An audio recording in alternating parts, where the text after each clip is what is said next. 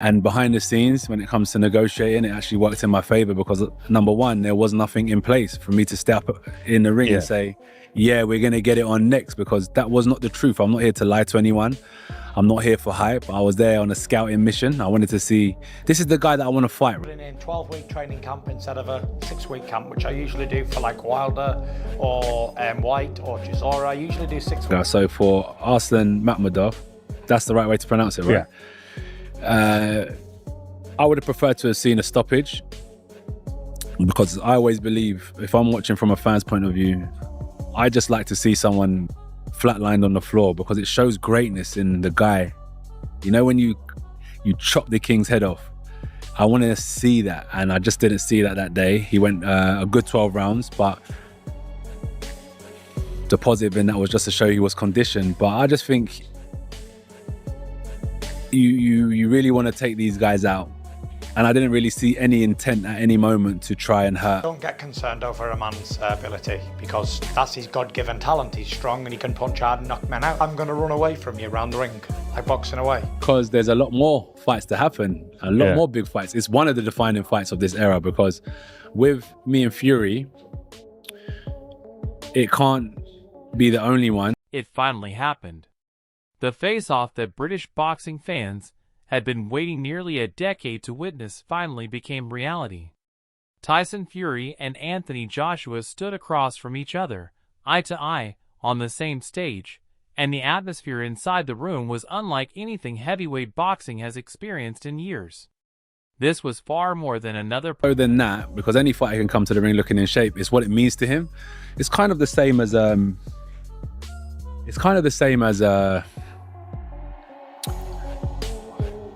Rico, what it meant to him to fight Alexander Usyk. It wasn't just about being prepared physically, it was also what it meant to him. Deontay Wilder was the biggest punter in heavyweight boxing, but I beat him. I knocked him out, so I take that crown. I'm the biggest puncher in heavyweight boxing. Me. An promotional press conference. It was the official beginning of a fight that has been talked about, debated, delayed, and demanded for almost 10 years. Two of Britain's biggest sporting icons finally sharing the spotlight was enough to remind everyone why this matchup has always felt inevitable. From the moment Anthony Joshua took the microphone, and I can take myself out of my body and not be personal and be like, I'm sitting ringside, who do I want to see in that ring? I want to see a killer. I want to see a beast in that ring. So why? It's my time to do it. Let me be that person. Has that always been there, or do you feel like you've unlocked something in the last 12 months? Everything, it always I feel like developing. that's always kind of been there with you. Always, but it's always developing, pushing and working hard. There was something noticeably different about him.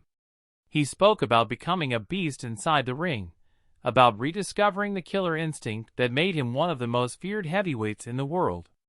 Normally, those kinds of comments might sound like standard pre-fight hype, but this time they carried genuine conviction. Joshua to AJ. AJ hits harder than Tyson Fury, in my opinion. Look at what he's done. AJ destroyed Ngannou, knocked him cold. AJ destroyed Jake Paul. I think he shattered his jawbone, broke his jawbone with one shot, which will tell you just the power that he's still got. I believe AJ will show up psychologically because he's so used to what Tyson Fury does outside of the ring in the build-up to a fight. The trash talking, you know, the walking out of press conferences, the turning up late at press conferences, all of the shouting that always goes on before a Fury fight. Once that circus comes to town, you know what to expect. Now, AJ should be seasoned enough now, psychologically, to know what to expect from Tyson Fury. Equally, Tyson Fury knows what to expect from AJ. So the question has to be asked, who turns up on fight night and who can implement what on fight night? And as I've already stated, AJ's right hand, this big old right hand that he throws, if he connects with it, lights out. So if Tyson Fury can't turn the clock back, I'm not saying he hasn't got one last big one in him, he may just need AJ to bring this last big victory out in him. Looked calm, focused, and completely comfortable with the pressure surrounding the biggest fight of his career. This does not resemble the version of Joshua who struggled mentally during his losses to Alexander Usyk. Nor does it resemble the fighter whose confidence appeared shaken after the shocking defeat against Andy Ruiz Jr. Instead, this is a man who seems to have rebuilt himself from the ground up. Years of criticism, setbacks, and constant... Like I say, if AJ uses his skills, he'll landslide him on points. If he gets involved, it could be different. But AJ, he's had a lot of experience. Two-time world champion. I think that's enough to see him through. And he can box. He looked hard and fast last time. If he keeps moving, keeps behind the jab, looking for angles, creating angles, I don't see a problem. AJ could knock him out as well. But in Ngannou, if you let your mind run away with you and you get tangled up and forget and lose focus, you'll be on the canvas. He's that dangerous. And by the way, both boys are gentlemen, by the way. May the best man win. Public scrutiny appeared to have hardened him rather than broken him. Tyson Fury may be preparing for the strongest version of Anthony Joshua that has ever entered a boxing ring. Former world champion Duke McKenzie made one of the boldest statements surrounding the fight by insisting that Joshua possesses greater punching power than Fury. Looking back throughout Joshua's career, it is difficult to dismiss that opinion. Time and again, his devastating right hand has instantly changed fights. Countless opponents have learned that one perfectly timed shot from Joshua can erase an entire evening of success in a split second. That power represents the biggest danger Fury must deal with every second he remains inside the ring. What a fight it is. I still think Tyson could take it, but AJ is looking strong. I want to see how AJ is going to be coming back now, Obviously, he's gone through a lot as well with his loss of his friends and everything else in training camp. But look, I'm sure it'll be a mega fight. What a massive... Fury may possess superior movement, outstanding boxing IQ, and exceptional defensive skills. But all of those qualities can disappear if Joshua lands cleanly. One mistake could change everything. Perhaps the most surprising assessment came from John Fury. Tyson Fury's father has watched his son climb to the summit of heavyweight boxing and defeat some of the division's biggest names. Yet even he openly acknowledged... So Fury comes into this fight really with everything to lose. He's expected to win. That should allow AJ to fight a looser fight than he would otherwise. Like in this scenario, not that it's as extreme, but AJ is the Jake Paul and Tyson Fury is the AJ in the sense that, man, it's bad for Tyson Fury at this point if he's upset by Anthony Joshua. And think about what it would mean for Anthony Joshua's legacy if he would win this fight. Like, it would finally prove the naysayers, and I'm looking at you, Shady, I know you're watching somewhere, it would finally prove the naysayers wrong about Anthony Joshua, because people love to focus on the lowlights of Joshua's career, not at the highlights of his career. The danger Joshua presents. John admitted that Joshua could potentially outbox Tyson over 12 rounds, or even knock him out altogether. Those comments speak volumes. Fathers are naturally protective of their sons, especially when discussing career-defining fights. For John Fury to publicly recognize Joshua's strengths demonstrates the enormous respect that exists inside. The offer that we've received from His Excellency is to fight in July and then fight Tyson Fury around November time. We're up for that.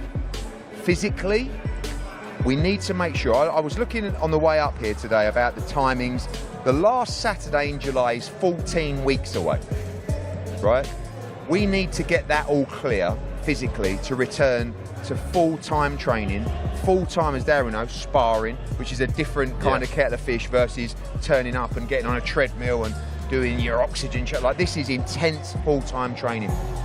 We believe we're going to be given the all clear to do that because at the Fury camp. His closing remarks wishing both men well and saying that the better fighter should win reflected the mutual respect that exists despite years of rivalry.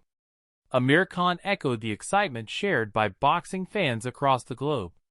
Having competed at the highest level throughout his own career, Khan understands exactly what this contest represents. While he slightly favors Tyson, yeah, we're desperate to see it, isn't it? I don't think it won't be, you know, both fighters in the pomp. There'll be no titles available. It'll just be for the British public, won't it? I would imagine. I thought, you know, Tyson Fury in the ring. That's Tyson Fury being his normal self. I thought Anthony Joshua handled it really well, and that's him. Coolness personified. But who wins it? I think Tyson Fury as well. Fury, he refuses to dismiss Joshua's chances. Khan also highlighted something that extends beyond boxing itself. Joshua has endured significant personal loss during preparation for this fight, forcing him to overcome emotional challenges that many people never see. Those experiences have tested his resilience far beyond the gym. Sometimes hardships weaken athletes.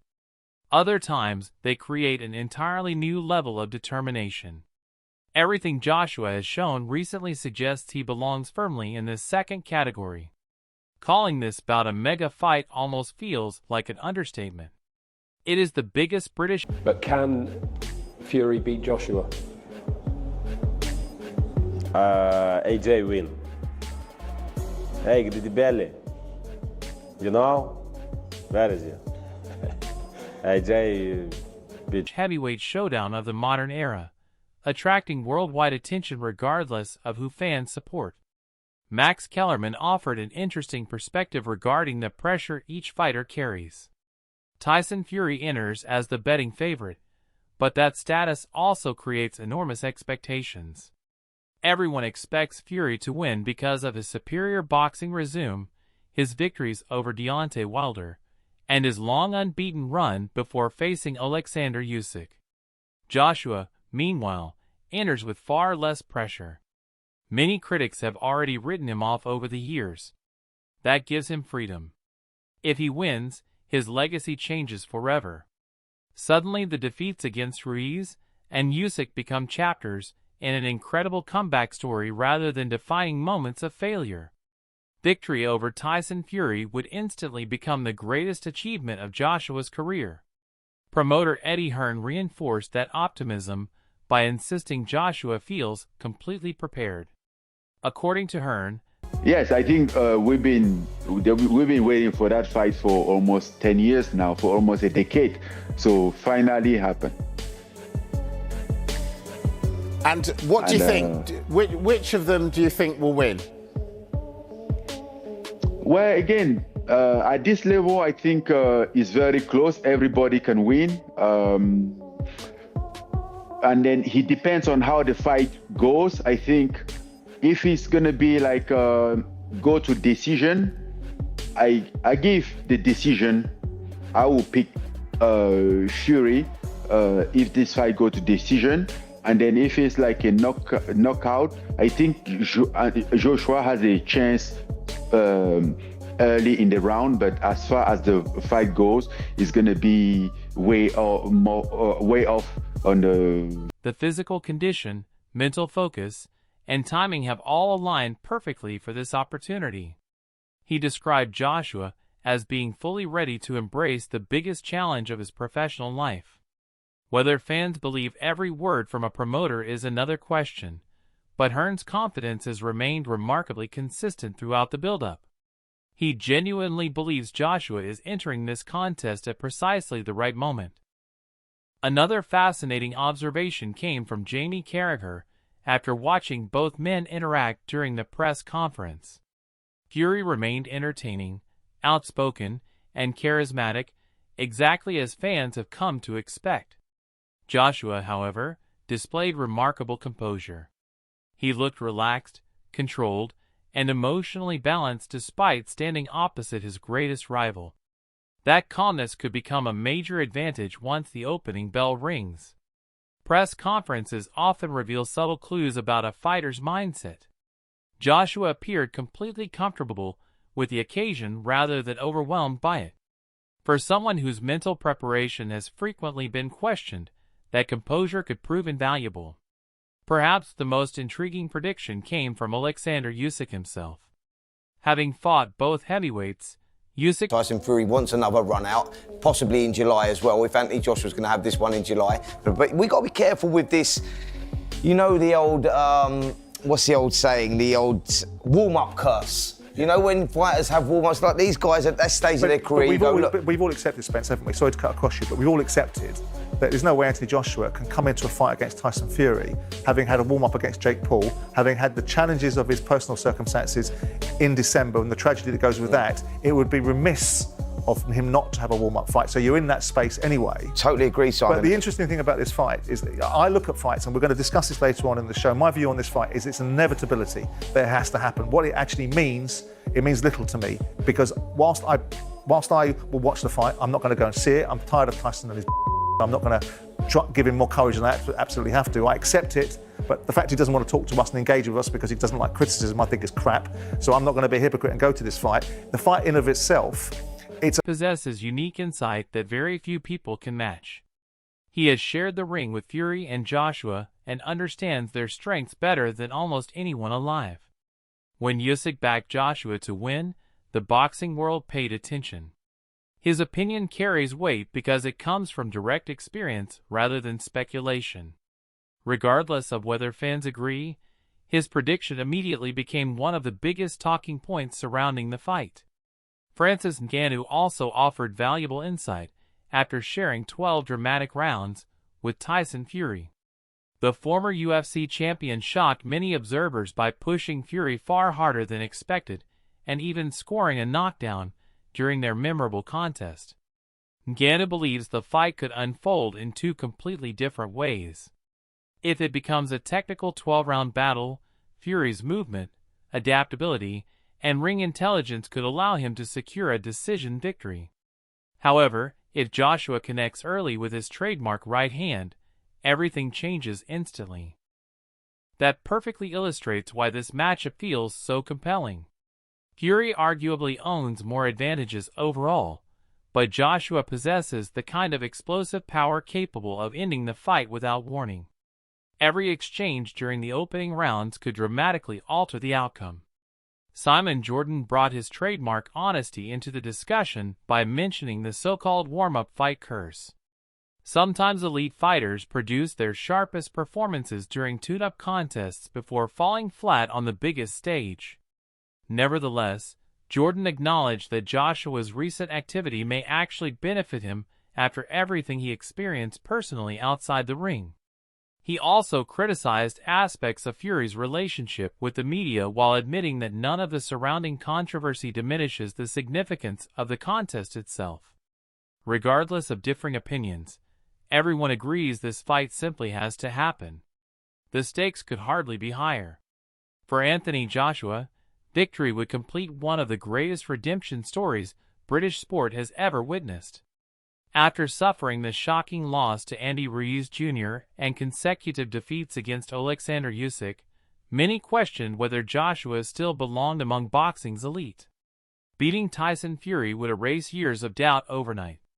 His career would forever be remembered for conquering the Gypsy King when everything was on the line.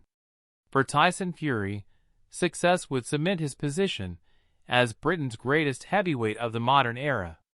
A convincing victory over Joshua would remove one of the final unanswered questions from his legacy. Combined with his remarkable wins over Deontay Wilder and countless unforgettable performances, defeating Joshua would strengthen his claim as one of the finest heavyweights of his generation.